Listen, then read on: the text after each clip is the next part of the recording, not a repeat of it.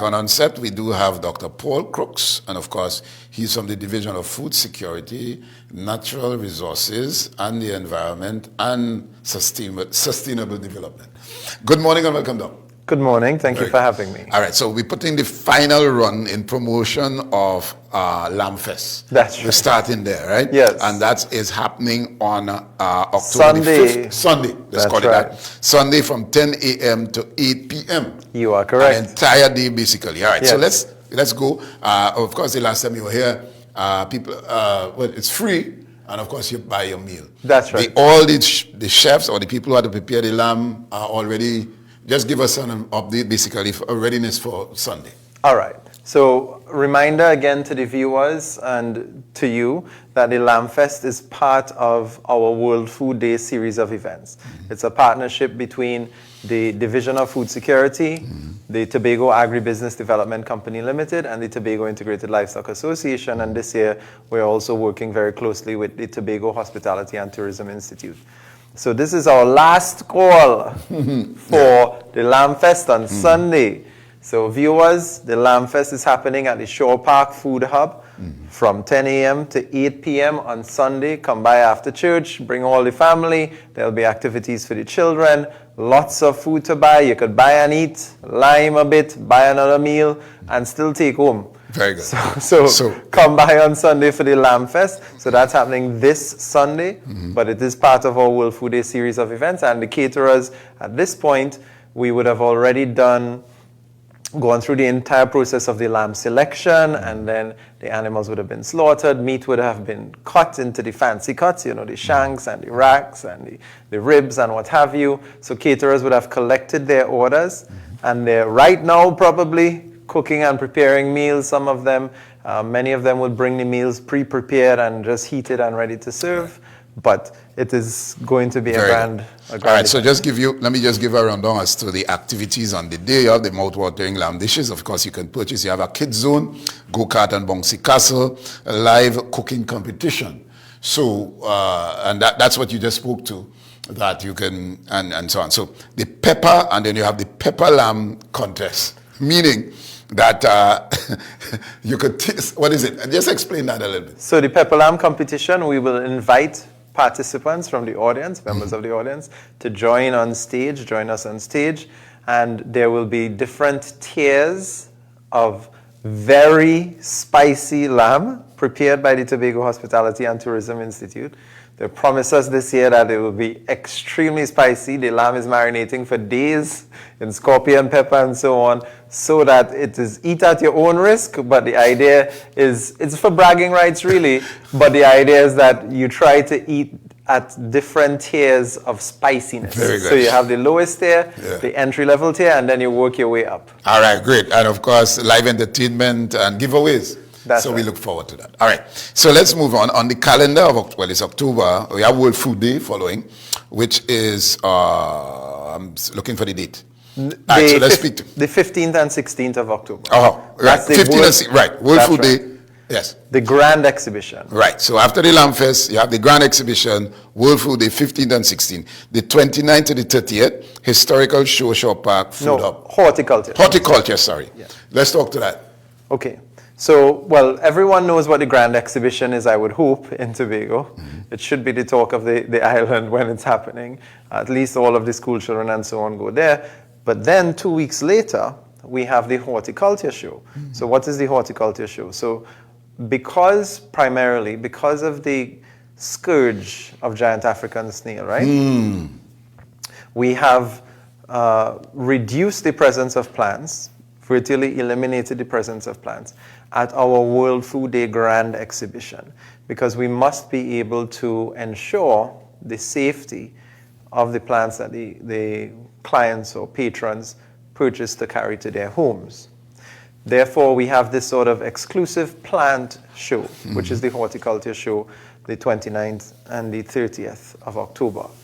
At that event, all the plants that you're looking for are available for purchase, whether they're decorative, whether they're for seedlings, whatever you're planning to do, that's where you'll find them. And those plants are treated, specially treated, to ensure that you will not take home the giant African snail, just in case, because as of right now, the island, there are many places where the snail overruns the environment, and we want to ensure really that at least you can take it home. Mr. Crooks, Dr. Crooks, that's a crisis based on, I understand, the large amount.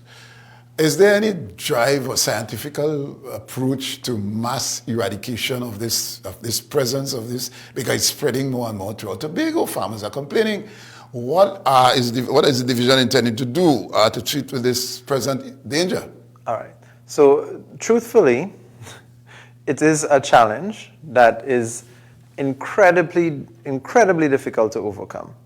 In Florida, many years ago, there was a giant African snail issue, and they worked incredibly hard to eliminate the snail in Florida. And years later, they found snails again. To say that a snail or that this sort of invasive species is eliminated, you have to do surveys for years, maybe 4 or so years, evaluating and seeing if you see any in the environment. Of course, if you don't see any, that doesn't mean they're gone.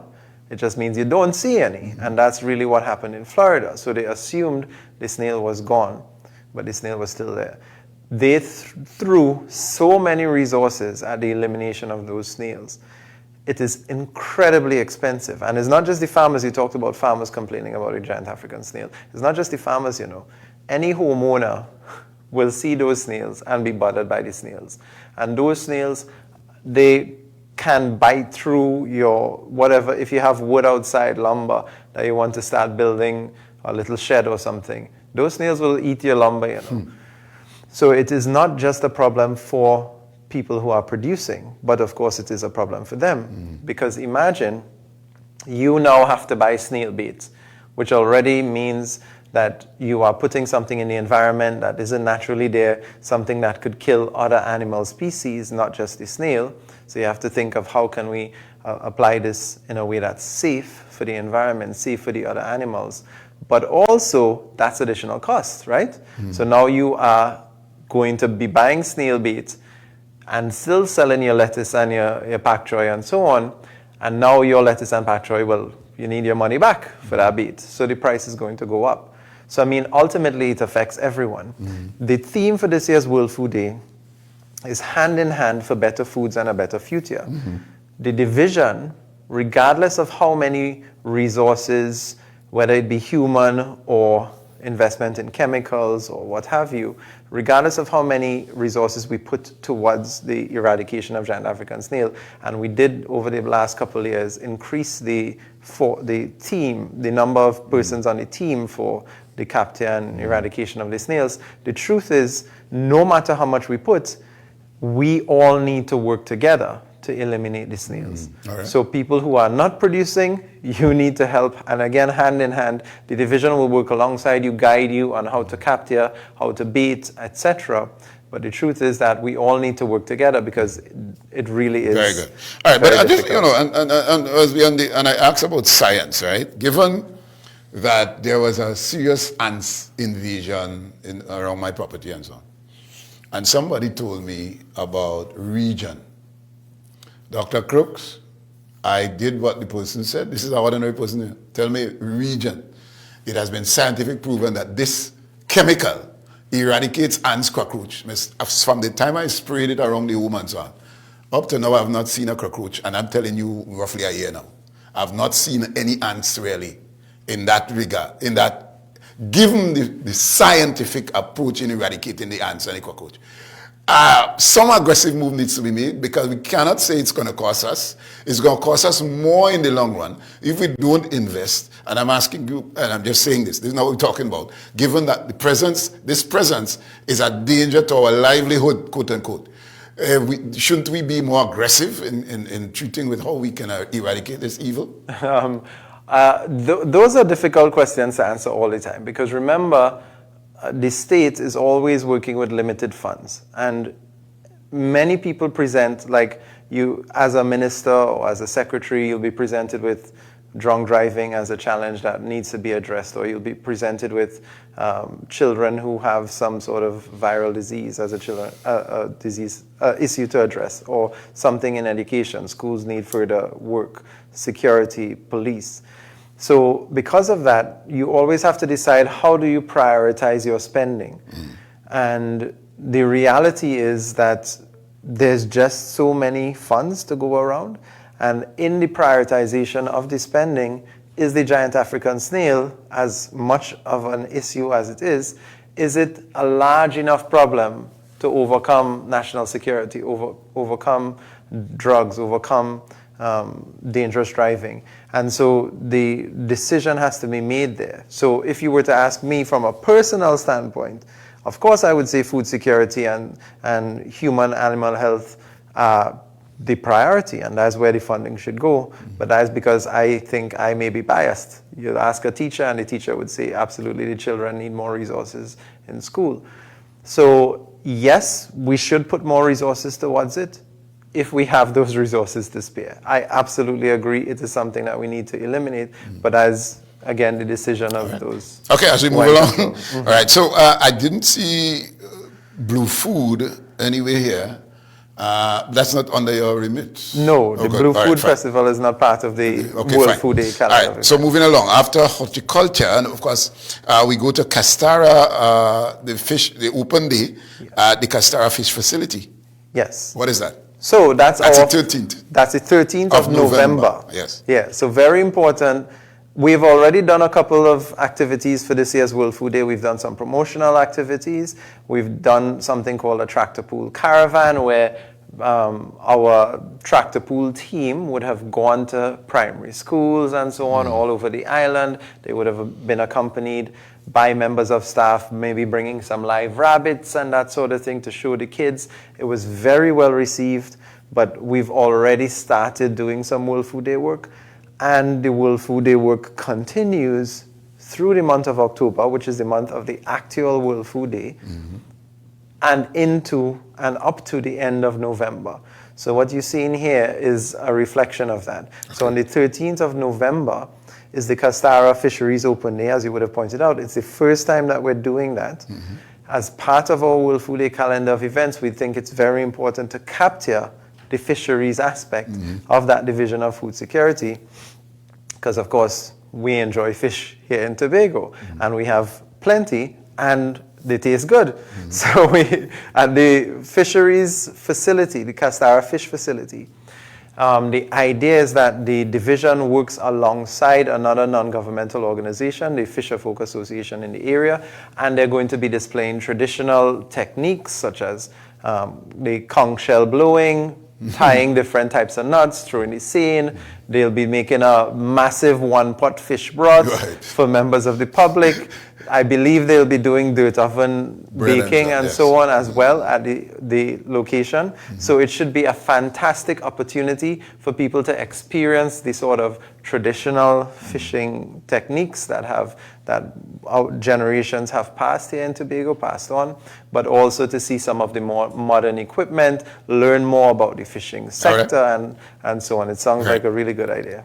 And so from the 25th to the 27th of November, Agri-Tech Innovation Seminar, and this is at Short Park Complex. That's right. Speak to us about that. So that's a 3-day event. We did it for the first time last year.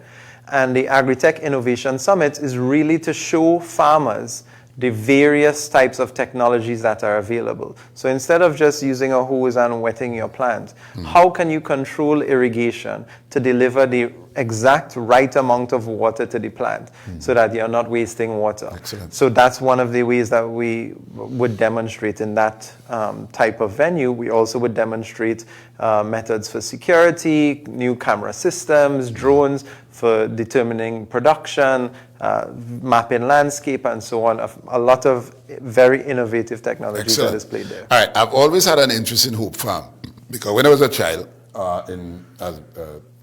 we went there for an excursion, and Hope Farm used to supply Masonal Government School with fresh cow milk. I don't know if you're aware, but we used to get fresh cow milk from Hope Farm. When we went there on the excursion, the largest cow, the largest pig, you tell me, you name it. Hope Farm was a real farm in husbandry, in livestock. What is going to happen on the 27th of November in Hope Farm? Is there a plan, open days here, is there a plan to restore Hope Farm to its pristine glory days? Well, I can't speak to that for sure. I know we are currently doing some restorative works, working alongside the Small Ruminant Development Project and so on. But that open day is the idea is to showcase the livestock that we have on the farm, get some camaraderie. It's the last World Food Day event, so it's going to be a sort of wrap-up at the end of the Agri-Tech Innovation Summit, for example. People will come down to Hope Farm. There will be lots of games, activities for people to learn about agriculture, livestock agriculture in particular. And yes, I did hear about the milk from Hope Farm many years ago. I never saw it myself, but that the river used to turn white, so much milk they had from Hope Farm that would go down into the river. So that, of course, I would love to see that we get back to that point. But there are many challenges that we're trying to overcome, health challenges and otherwise, but we're working on it. All right, Dr. Crooks.